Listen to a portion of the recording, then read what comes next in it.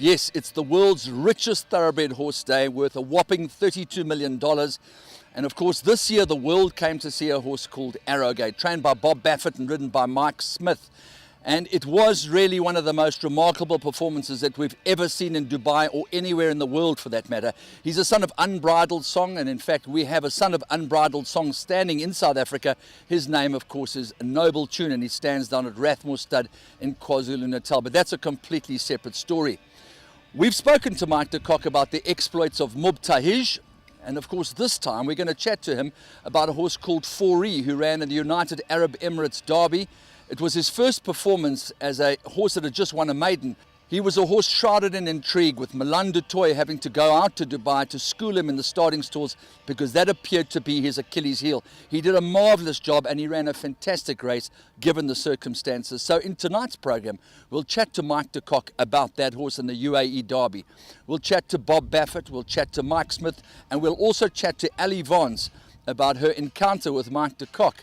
Of course, they covered it on CNN's Winner's Circle. So thanks for joining us, and let's go and join Mike de Kock and find out exactly what he thought about the exploits of a horse called Fourie, who came straight out the maidens.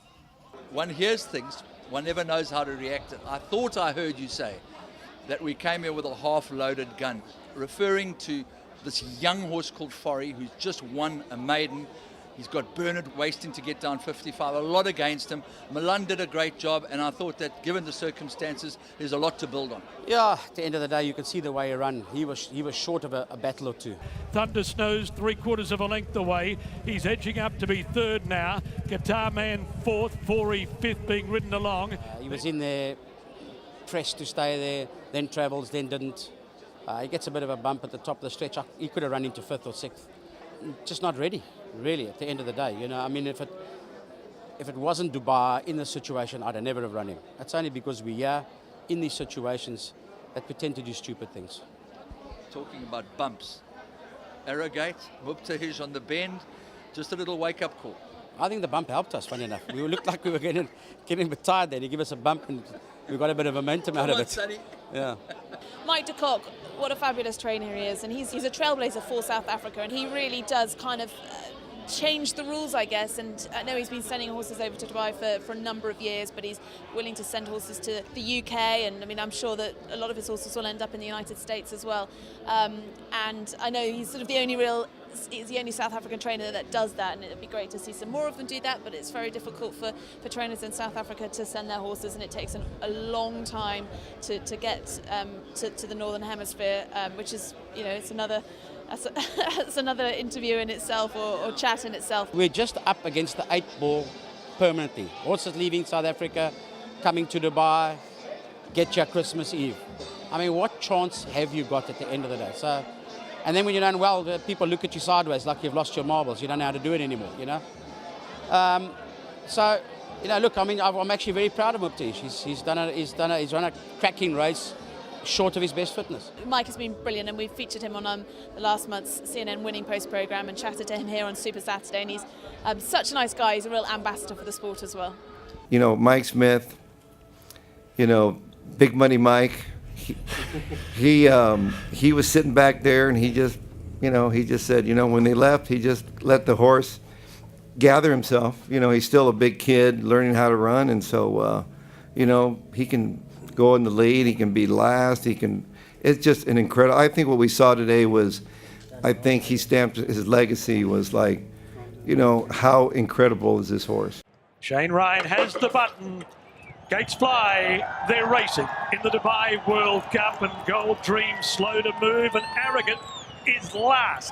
I had no choice but to just sit there, let him collect himself, let him gather himself, and then see where we're at down the backside. You know, I rode a great mare, Zenyatta, that used to come from way back there, and it took her a little while before she'd get going, and so I had so much confidence in him. Once I got to the backside and he leveled off, I just moved a little, and he jumped at him, and when he did that, I thought, we're still here, and we weren't far off him. And we got this long stretch. I actually kind of geared him down a little bit again, just because I didn't want to get running and hit the front of the quarter pole and then have him just, you know, looking around and made such a big middle move. And then when I called on him heading for home, man, he just took off, and it was just incredible. I mean, just incredible. Is that his performance of a lifetime so far, given the sort of whole way the race went and everything? You know, I won the Breeders' Cup Classic on Zenyatta, and people say that was the greatest race. I think this race just topped it. Yeah, that was very emotional for me because I went from just like I couldn't believe it. We came all this way for this. How could he break so poorly? Like, and it was like I was like the rest of I heard the whole crowd, like you could hear the heavy sigh. Like even the announcer said he is dead last or whatever, and I'm thinking like, wow. I'm like what is this? I says there's no way. If there is no chance he can win. This is not Hollywood. This is not a script where he comes running at the end. So, and when he made that turn for home, when he all of a sudden he started coming down with that long, he's got that tremendous long stride, and he was just gobbling up the ground, and I was just thinking, this is no way.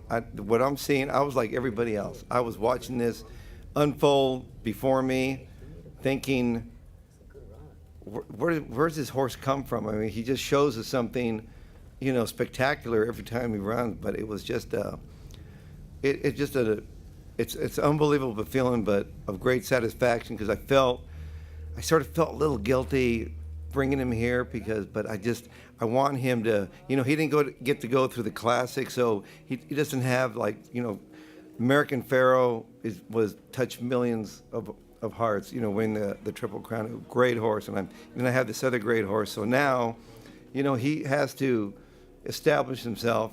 If anybody wasn't super impressed with that, I mean, they're just, how did that happen? How did he pull it off? I mean, that was a good horse. There were good horses in there. I mean, I knew this was going to be his toughest challenge.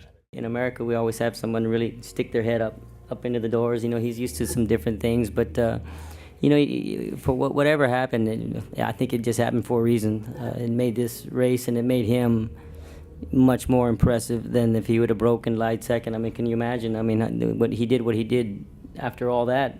It might have just been kind of a boring race. I mean, it made it an unbelievable race, man. It truly did. And when you get to ride for a man like this, man, you stay confident. Here comes the big A.